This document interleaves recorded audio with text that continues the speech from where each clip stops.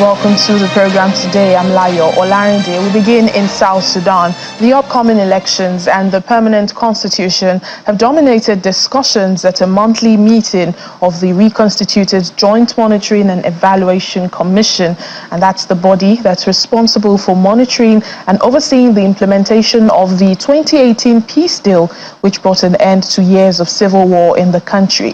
Well, the UN mission in the country and the UN Development Program recently held an interactive workshop in the country's capital, Juba, to familiarize members of the National Elections Commission and other stakeholders on the electoral process.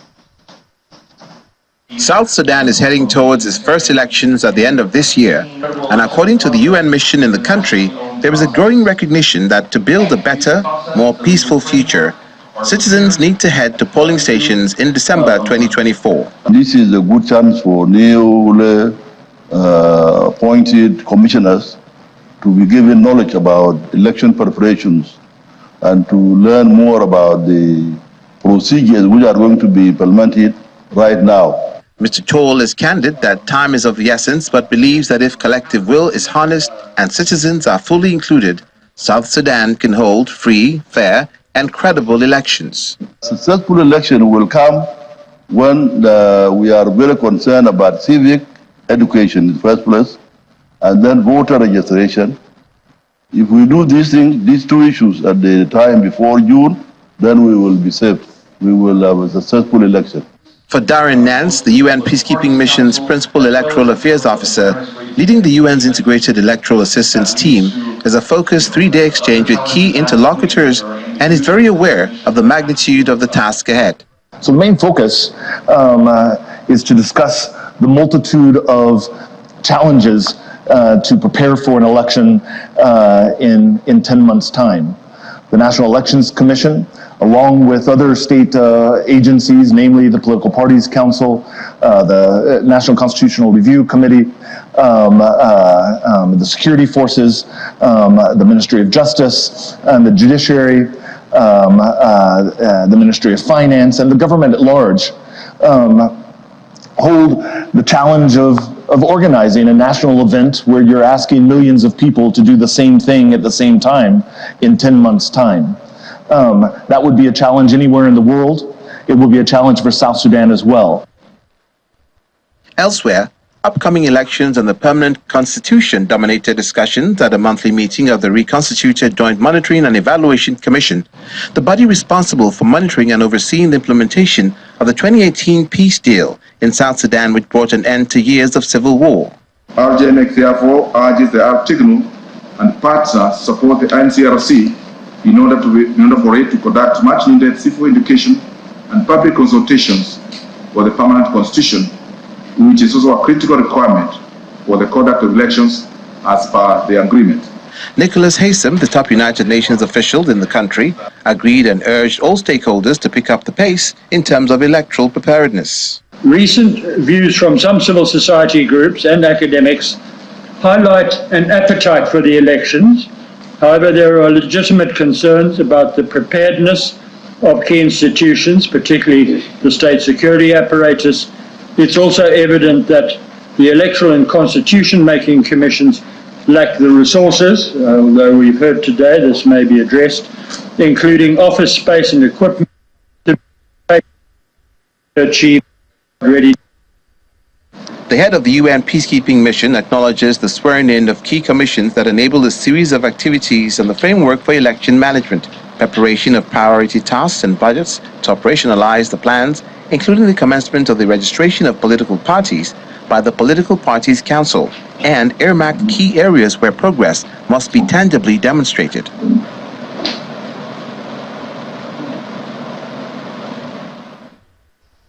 South Africa's President Cyril Ramaphosa has ordered the deployment of 2,900 soldiers to aid in the fight against armed rebel groups in the Eastern Democratic Republic of Congo. All the troops will be posted as part of the Southern African Mission in DR Congo, and this was approved by the regional bloc in May last year. Malawi and Tanzania will also be contributing troops to the mission. The mission is replacing the East African Regional Force, which left DR Congo last December after the government deemed it ineffective. And according to a statement from the presidency, the deployment will cost South Africa 2 billion rand and is set to last until December this year.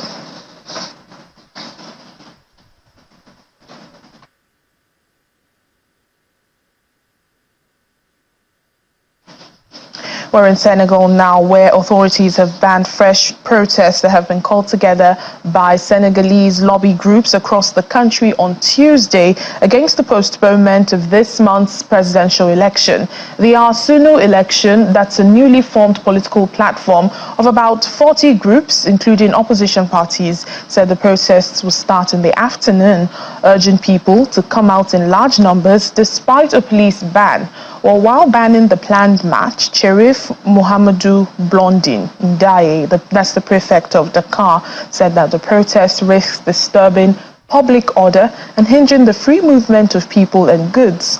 Well, last week, 3 people were killed and hundreds arrested in protest against the delay of the election, condemned by the opposition as a constitutional coup.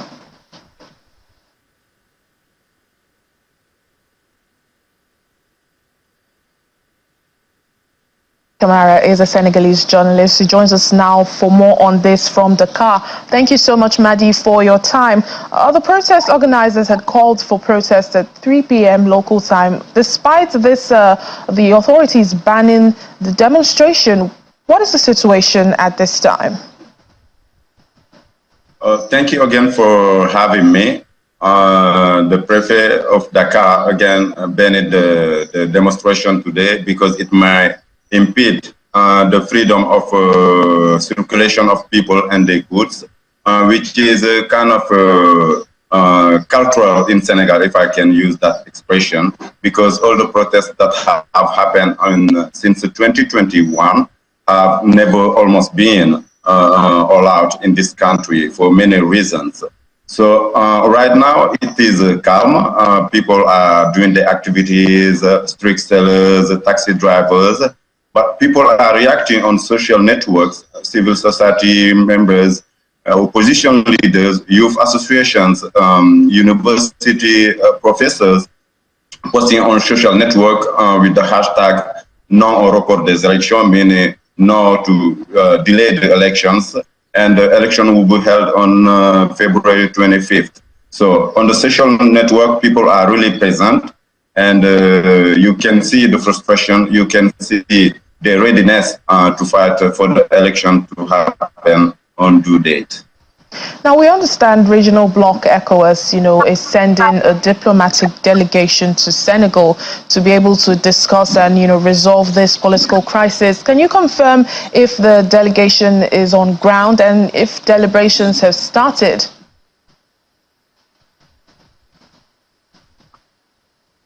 For now, I have seen no deliberation, but I know that our delegation of ECOWAS is here since Monday, and they've met, led by President Mohamed Tinis, and met with the President of the National Assembly in Senegal, Amadou Diop, and talk about the current situation of Senegal. They said they want to discuss about the issues and the concerns for the delays of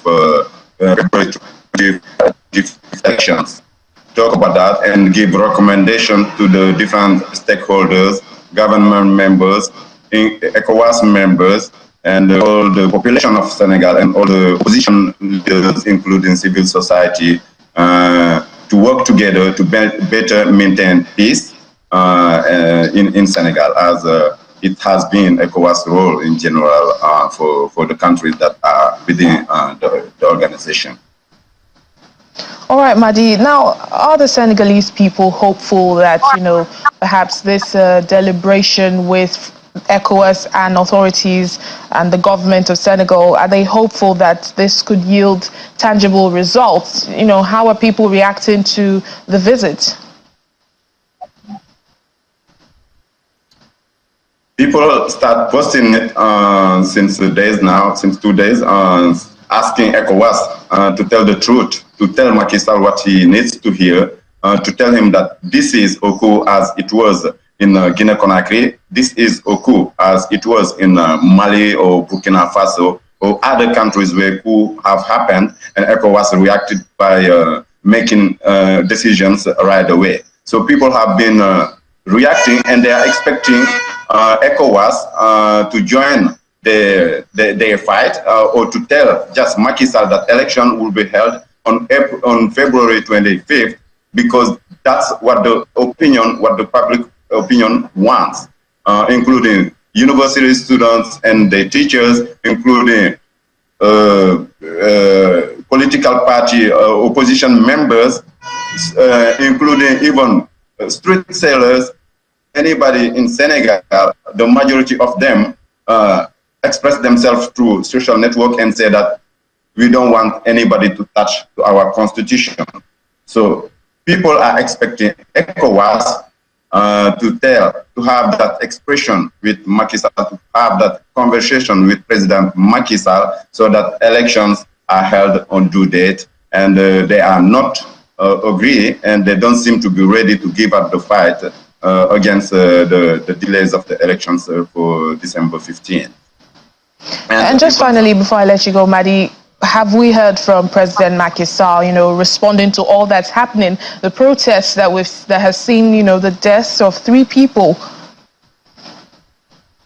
Yes, the government members have reacted. I haven't heard anything directly from President Macky Sall. He's been giving interviews to some international medias about the situation of the country. And President Macky Sall also is not the kind of person who always talks. He's the kind of person who makes decisions and stays away, and people will be commenting, and you barely know what are his expectations or what are his plans. People that are rumors, but they are not rumors circulating, because even members of the FRAP or members of the opposition party, including Guy Marissanya, was saying that President Macky Sall is having talks, negotiations with President Ousmane Sonko, who is in jail, for amnesty, to arrange on amnesty for not only him and all the prisoners. I have no proof that this is true or not, but a lot of people within the system, within the opposition party, are saying that. So I can even say that could be one of the reasons why a lot of people are hesitating to protest today, because they are hoping that there will be an agreement in the near future between the political leaders. All right then, Madi Kamara, Senegalese journalist, thank you for speaking to us on the program. Thank you for having me. As the war in Sudan continues, women and girls have been learning new skills at a combat training camp set up in the former schoolyard. At a training camp in Port Sudan, one of many set across the country. After the Sudanese army called on civilians to take up arms, military officers have been teaching women drills and how to use weapons such as AK-47 assault rifles. Well, some women say they are attending the camp to show solidarity with their family members who had been conscripted to fight for the Sudanese military.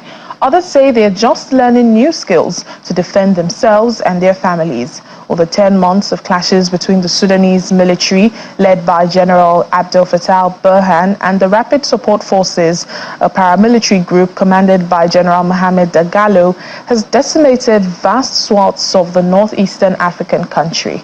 Regional partners in Africa have been trying to mediate an end to the conflict alongside Saudi Arabia and the United States, which facilitated several rounds of unsuccessful indirect talks between the warring parties.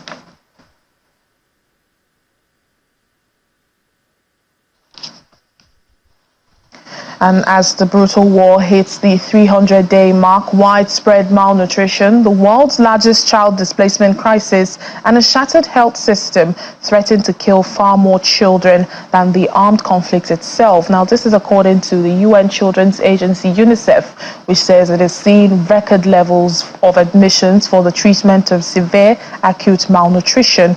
That's the deadliest form of malnutrition in areas that can be reached with humanitarian assistance. United Nations humanitarian agencies warn that a staggering 700,000 children in Sudan face the worst and the most life-threatening form of hunger after 300 days of war. The UNAID Coordination Office is appealing for $2.7 billion to meet most urgent needs inside Sudan, but the appeal is just 4% funded. More than 700,000 children are likely to suffer the most dangerous form of malnutrition this year. UNICEF won't be able to treat more than 300,000 of those without improved access and without additional support. In that case, tens of thousands would likely die. Babies are also not spared. An estimated 3.5 million children are projected to suffer from acute malnutrition this year, requiring specialized, uninterrupted life-saving treatment. These babies can recover very quickly. If there is a possibility to provide them with therapeutic feeding, babies in a matter of few days can go from the brink of death to be playing in these centers. Around 3 million children have been internally displaced since the outbreak of fighting, in addition to 2 million displaced in previous crises, the largest number of internally displaced children globally. More than 70% of the health facilities in conflict-affected areas are no longer functional, and 2/3 of the population lack access to health care. In addition to millions of people uprooted by the conflict and life-threatening hunger, the people of Sudan have also endured a 500% increase in verified cases of killings, sexual violence, and recruitment into armed groups compared with a year ago. There's been a 5-fold increase in verified cases of killing, sexual violence, and recruitment from a year ago. That equates to a terrified number of children killed, raped, or recruited. And these numbers are, of course, the tip of the iceberg. There have been repeated dire warnings about the scale and severity of the hunger and displacement crisis in Sudan after rival Sudanese militaries embarked on a brutal conflict last April. Those forces have since refused to heed regional and international calls for peace.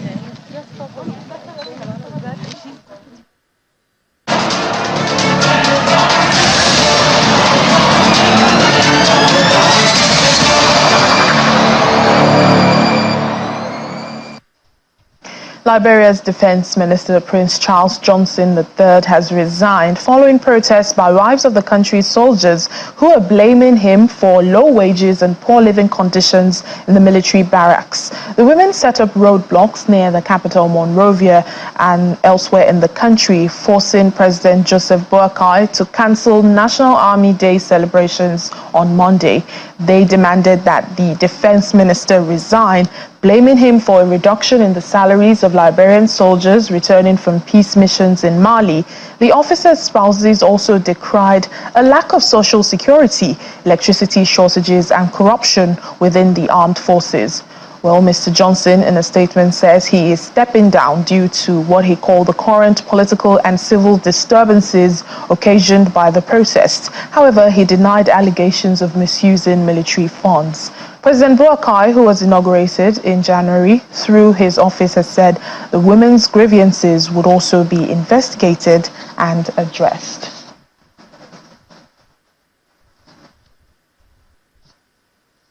Israel's military incursion into Rafah, where millions of Palestinians are packed against the Egyptian border with nowhere further to flee, is terrifying. Now, this is according to Ravina Shamdasani, the spokesperson for the UN Human Rights Office. Ms. Shamdasani says an extremely high number of civilians, mostly children and women, would likely be killed or injured. Full-fledged military incursion into Rafah, where some 1.5 million Palestinians are packed against the Egyptian border with nowhere further to flee, is terrifying. An extremely high number of civilians, mostly women and children, will likely be killed or injured. We have warned against actions violating the laws of war.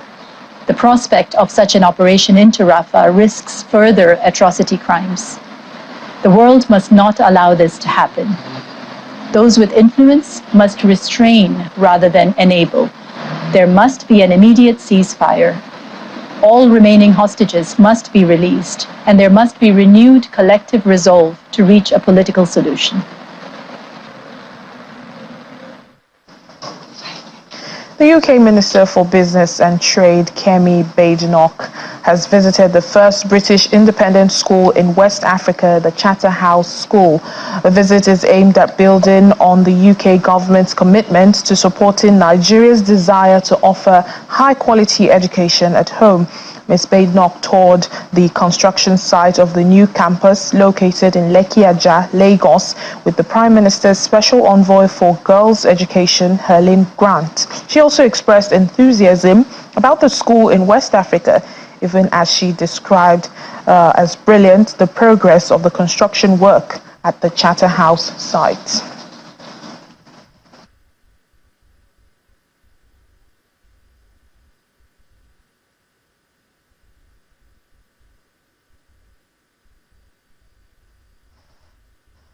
The United Kingdom has signed an enhanced trade and investment partnership with Nigeria to boost trade relations between both countries. The Minister of Industry, Trade and Investment, the Nigerian Minister of Industry, Trade and Investment, Mrs. Doris Uzoka-Anite, signs the agreement alongside the UK Secretary of State Department for Business and Trade, Mrs. Kemi Badenoch, in Abuja.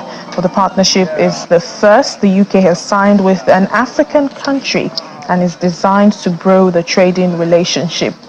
During a reception in Lagos on Monday night, the Minister of Industry, Trade and Investment highlighted the importance of the ETP, while her British counterpart spoke about its importance for both Nigeria and the UK. Hand over the mic. And ETP is actually an enhanced trade and investment partnership between the UK and the Federal Republic of Nigeria, and it's the first of its kind. And I think we should give ourselves a warm applause for that. And we know what having a trade agreement or investment agreement means. It means that more money will flow into Nigeria. Everybody say yeah to that. And hopefully we'll see more trade happen between the two countries. We have been doing a lot of trade in the past, but now it's about to go on nitro. So now we're going to make UK, and the UK is going to make us a more favored partner in trading and investment. This is one of the things that the Enhanced Trade and Investment Partnership will be signing tomorrow, is hoping to help deal with. The UK sees Nigeria as a country of enormous potential. We have a long-standing history, and one of the best ways that Nigeria can reduce that deficit is by increasing its exports. So looking at what we can do in order to help Nigeria export more, this is very good, especially when there are foreign exchange difficulties, amongst other things. So one of the things that I've been discussing today is the difficulties operating businesses in Nigeria. There are global economic challenges which every country is facing.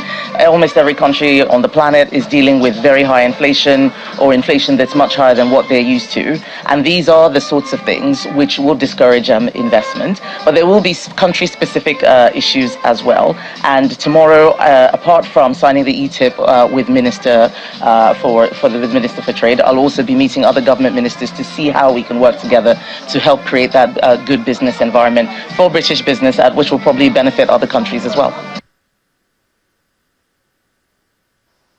And finally, on the program, President Bola Tinubu has honored members of the Super Eagles team with the Order of the Niger National Honor. The conferment for their impressive display at the just concluded 2024 Africa Cup of Nations tournament took place in Aso Rock. They were also given one flat each and a plot of land in the Federal Capital Territory.